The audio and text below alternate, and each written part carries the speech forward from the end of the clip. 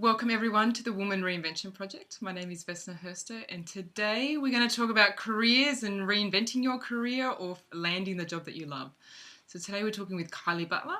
She's a founder of Inspired Careers. She's a career coach, talent attraction strategist, and what she will help you to do is find a career or a job that you love. So welcome, Kylie.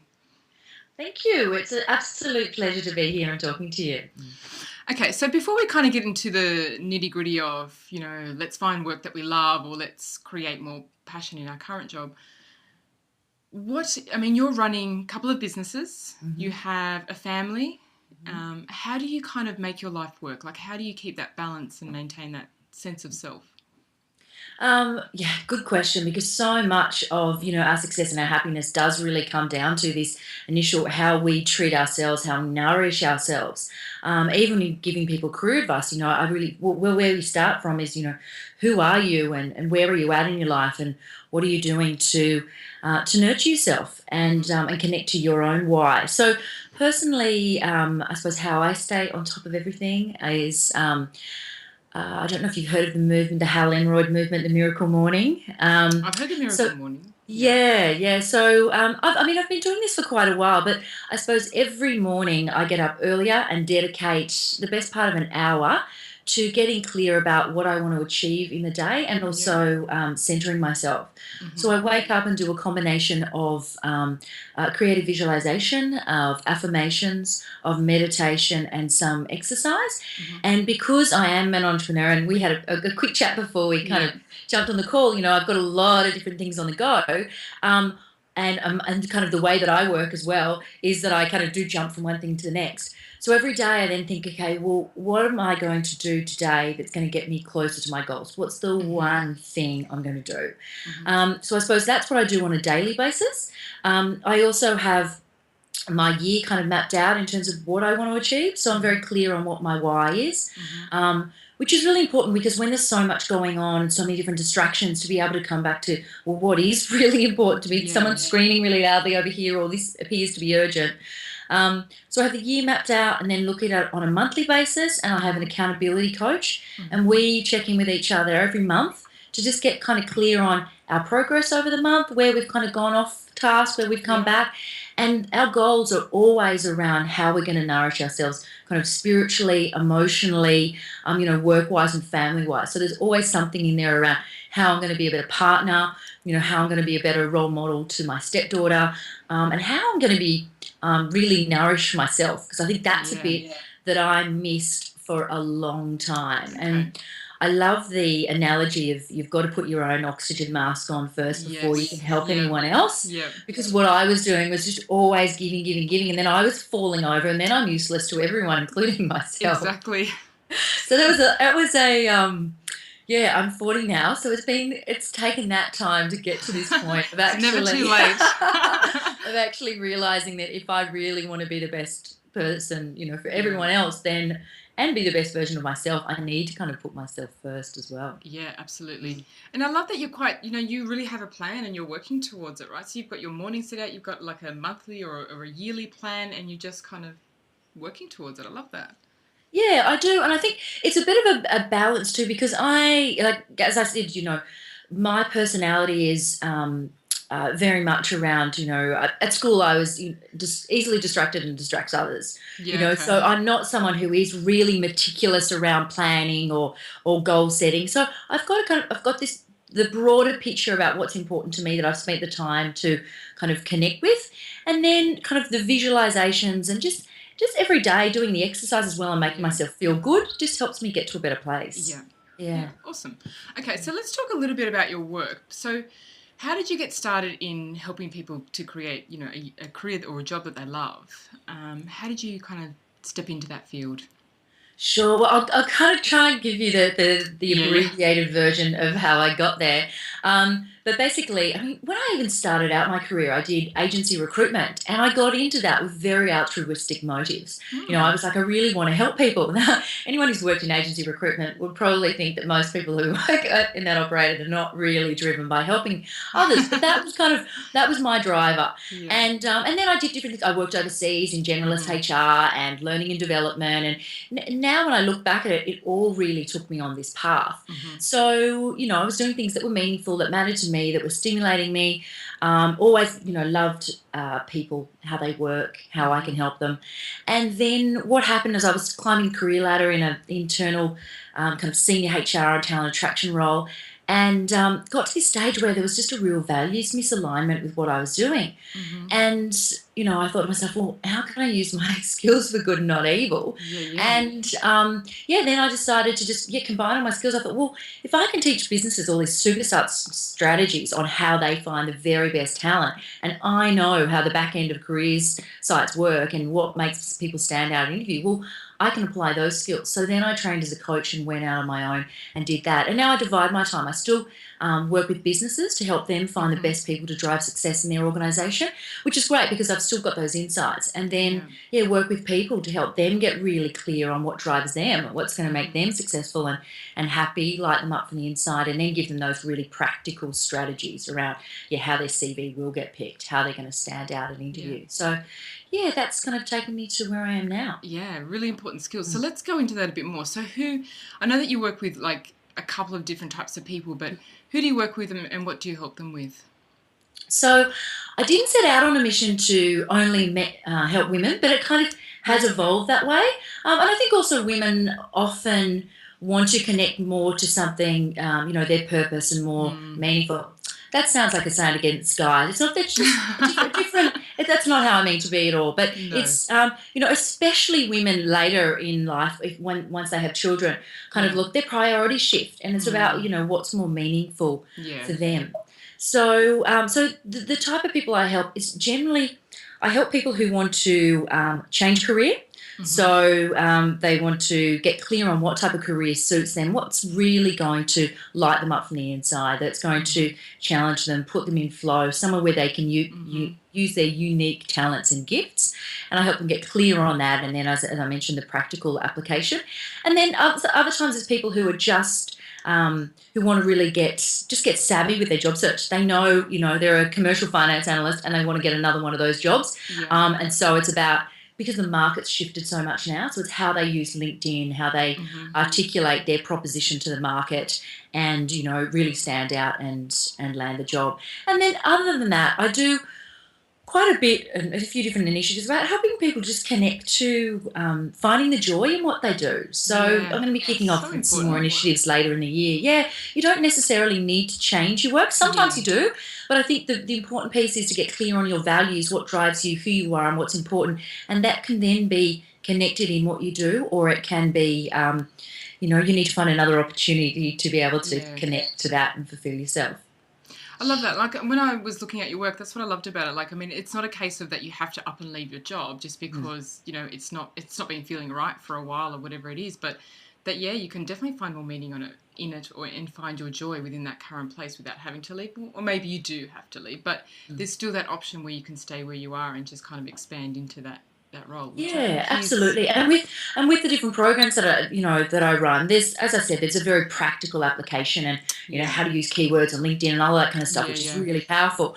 But the first piece is really, what are your values? Like, so many of us are walking around with our parents' values, or thinking that So we should interesting. be doing something. Don't they say, isn't that one of the biggest regrets of the dying, living your life, for other people? Yeah, And yeah. so, and it's a really powerful exercise for anyone to kind of go back to, well, what really does matter to me? And then Yeah. also, what are my unique gifts? Am I using them in my current role? Can I use them more in my current role? Maybe there's an opportunity to bring them to life where you're at. Hmm.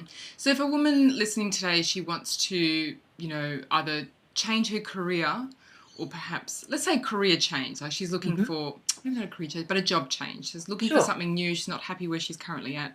What kind of suggestions could you give in order for her to kind of reinvent her job or reinvent her career so she can find more meaning and more joy in her work? Sure. So the first piece, if it is going to be a career, or even if it's a job, I think Yeah. this is the bit that a lot of people skip. They go, okay, I want another job. I want something like this. And they jump on Seek or wherever and they start looking at these jobs and they get distracted. This one's got this travel perks or this one's got better work-life balance without firstly getting really clear on what matters to them. So I'd say, and I mean, I've got a number of different tools on my site, or there's a number of different tools that you can use to firstly get clear on your values. Mm-hmm. So what really are the important things to you? Is it going to be work-life balance? It's going to be more time with your family. Yeah. Is it going to be, like for me, my top value is kindness. So I've got to be in an environment where people have similar values to me. Mm-hmm. And that's why I hated the bureaucracy of big corporates, because it just doesn't align with who I am. So the important piece is really to get really clear on what matters to you first before you embark on any job search. And then once you're clear about that, and also the things that you won't compromise on, because again, you can get in and people get flattered by people in interviews, or that's why also some people look to leave their job and then their current employer says, oh, we'll give you this and we'll do this. And nothing changes. They leave in 6 months, but they were easily persuaded and taken away from the real motives why they wanted to leave in the first place. Anyway, I kind of digress here. But so firstly... But I think that's an important point, like to put down the things that are non-negotiable, things that you won't compromise on, and be quite firm with those and not bend. Absolutely, absolutely. And I think... when we're talking about women, unfortunately, I mean, there are challenges in our work environment. The glass ceiling is very much there. I've worked in places where there's a real, boys' club. But also women, unfortunately, sometimes don't own their own value and go into that themselves. So, there's a real combination. So I think, firstly, getting really clear on what matters to you and who you are. Then from there, it's easy to explore, your passions that drives you, what puts you in flow. Then it's around articulating your proposition to the market. So, I mean, LinkedIn is the very best tool there. So, I mean, if you're really savvy on LinkedIn, then people will actually find you. The market shifted so dramatically in terms of the way it works. Good jobs often don't make it to job boards. Really smart organisations invest, and the progressive ones, the ones with the perks and the good leaders and the ones that you want to work for, understand more now the value of talent. And what they tend to do is have HR has a seat at the table in terms of, at the board.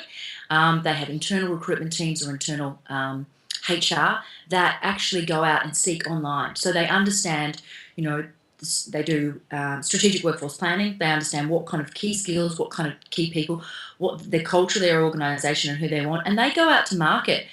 Before I went out on my own, I had 2 organisations that were headhunting me that had found me on LinkedIn. And so when I made the choice to go out on my own, I had a contracting opportunity already there with good money ready to go, because these people had found me on LinkedIn and we'd been having conversations for the course of a year. So if people are really savvy, they've got a good LinkedIn profile, keyword rich, and all of those things, then they can also be found for opportunities, and they're missing out if they don't. So that's kind of the more practical application. So first, clear who you are. Second, your personal proposition and leveraging LinkedIn, and then thirdly, having the confidence to go after a job that is in line with your value. That's a really big part, and unfortunately, some of the limits that women that I suppose some of the things that limit women are the limits they put on themselves. So, I mean, and there's a whole different assortment of things you can do to build up those confidence by surrounding yourself with the right people, being your own cheerleader, doing the self-talk, but I think they're the key things. And like with the LinkedIn kind of, jazzing up the profile and doing your keyword, like that sounds complicated. It does. Do you want to give you a really quick kind of hack? Three-part strategy. Yeah. Okay, so the first one is clickable headline. You have 120 characters where you can really neatly talk about kind of who you are in the market you serve. So if you're a real estate agent in Palm Beach, award-winning real estate agent servicing Palm Beach area, everyone knows exactly who you are and exactly what you do. Yeah. So, or if you like for me, it's career coach, talent attraction strategist, speaker, driving personal and business success. So it's very clear what I do and the value that I bring. So firstly is the clickable headline, and use the 120 characters. Don't use the default of your old job title. Second is a summary that speaks in the first person about your why. This is where you really engage with people around who you are, what drives you, and some of your accomplishments. And then thirdly, also making it visual. So you need to have a photo on there. Your profile is 6 times more likely to be viewed if you have a photo, so you're really missing out if you don't. And you can background images. They call rich media, it's images. Put images in with each of the different sites. It just makes it visually more appealing. People want to stay on there and they read. And also, I'll make that a 4-part strategy as the keywords, and that is really just tight, succinct terms to describe the type of things that you do. So, if it's speaking, if it's health coaching, if it's media planning, just make sure that if you think about the type of job that you want and that somebody might be searching on, what type of skills would they be searching for? Would they be searching for your industry experience, and also any accreditations or awards need to be on there as well. So that way you'll be found. Interesting. So that's kind of LinkedIn hacks. Yeah, that sounds good. I'm definitely going to incorporate them onto my LinkedIn profile, which I do nothing with yet. LinkedIn was one of the things when I jumped on it was like Facebook was a learning curve, and then I looked at LinkedIn. I was like, I don't think I'm ready for this. Like, it's just like another big platform. I didn't realize how big the platform was.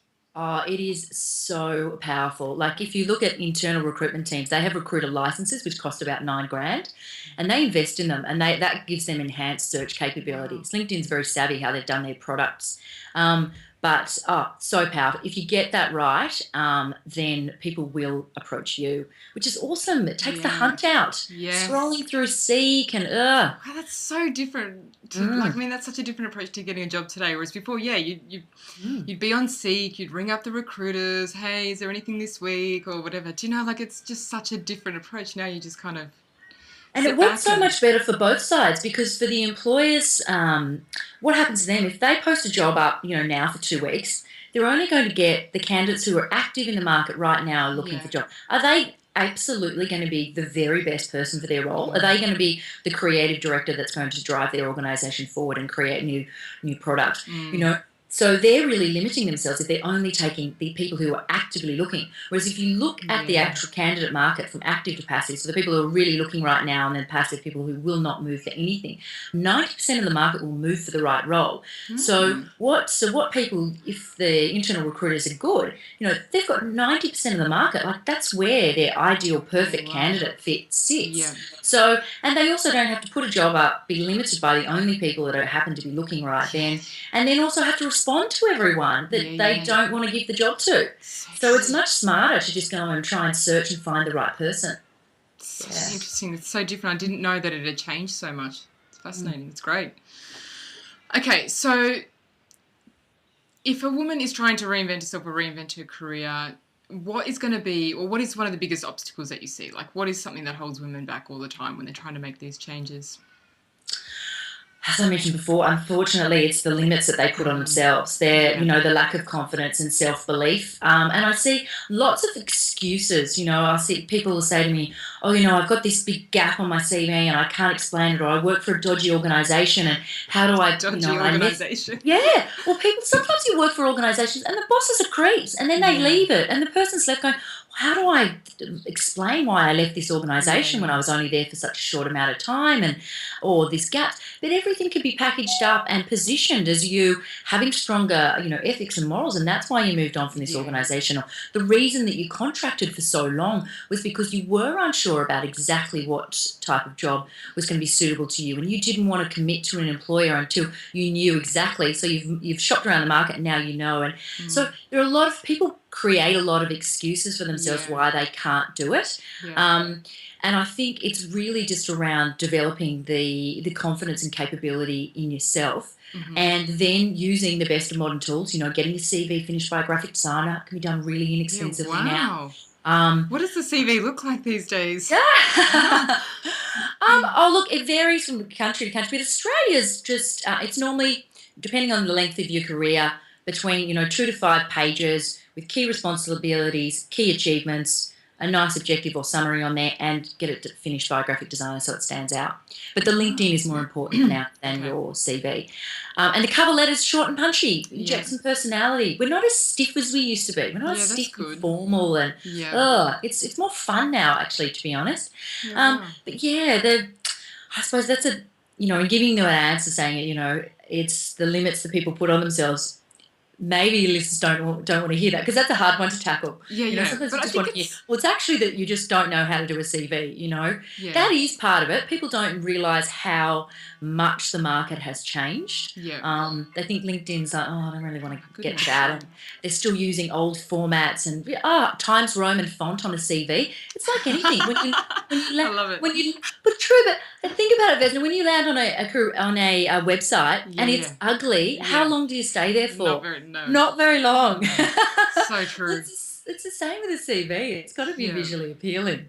And I think I think you pulled out some really good examples, like, being limited in how you can update your CV. So obviously outsource that, get some help with that.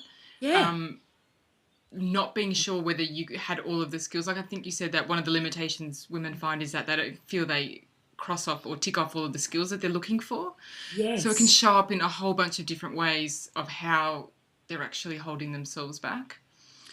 So in terms of if you're looking at a job description or a job ad, look, in an ideal world you have 70 to 80% of those.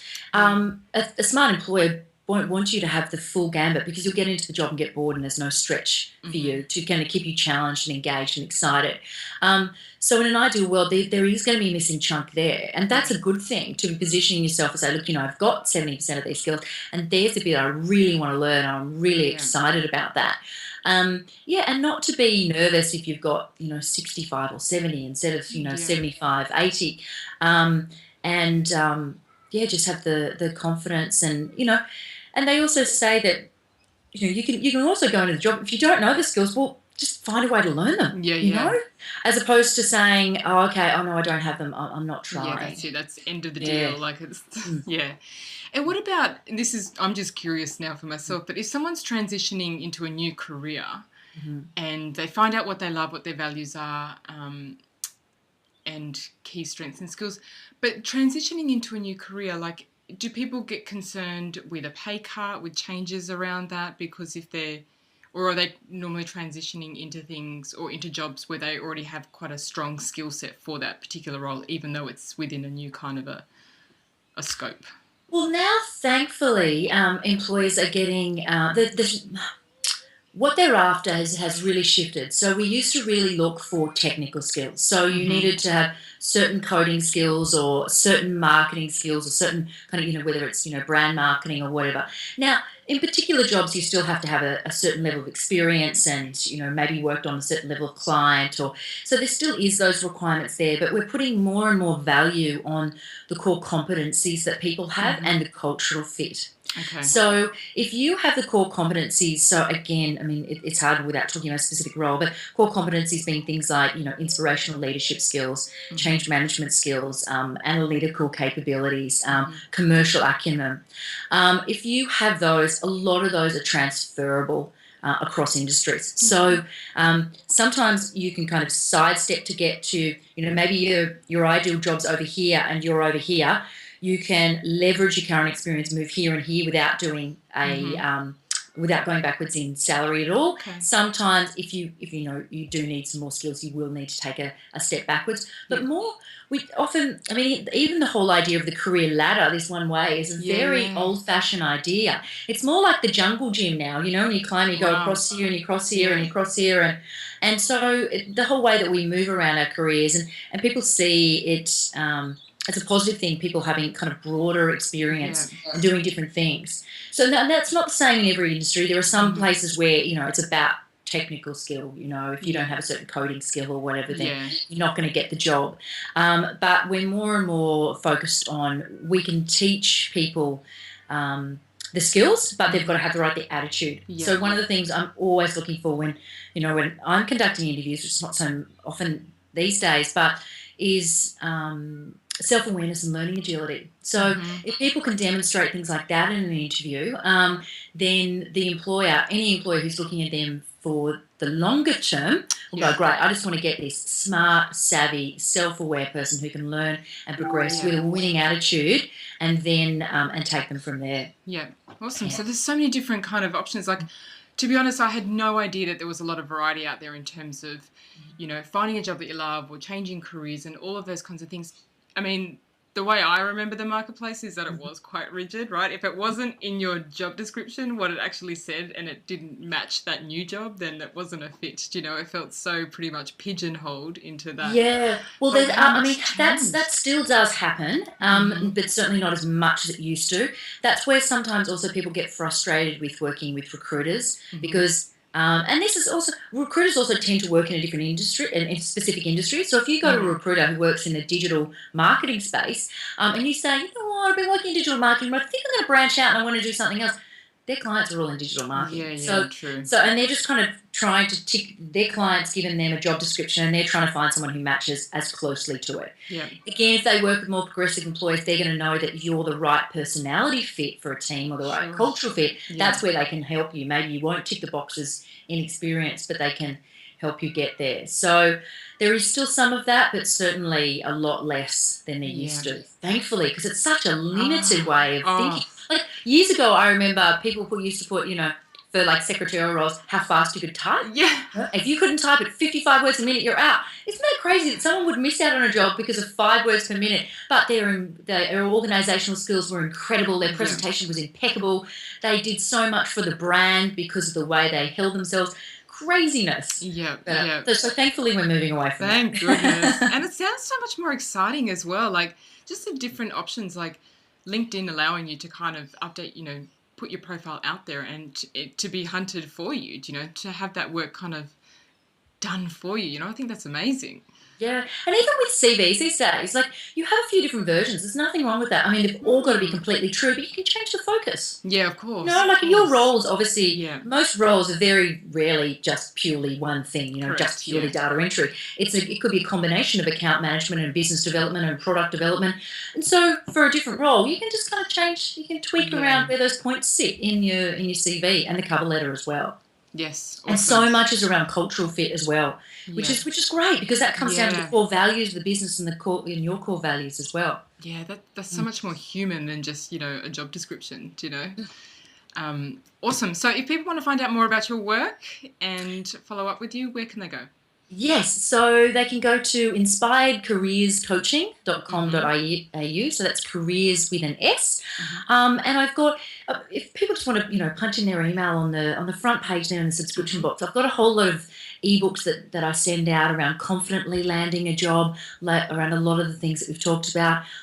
My podcasts are on there as well. So that's a really easy way for people who are pretty time poor if they want to upskill or get clear on their career vision or whatever. There's a whole bunch of resources on there as well. Awesome, beautiful. Thank you for your time today and your wisdom. I will definitely be updating my LinkedIn profile. But I tell you what, that's as much as I would do. I think I would just outsource the rest of it.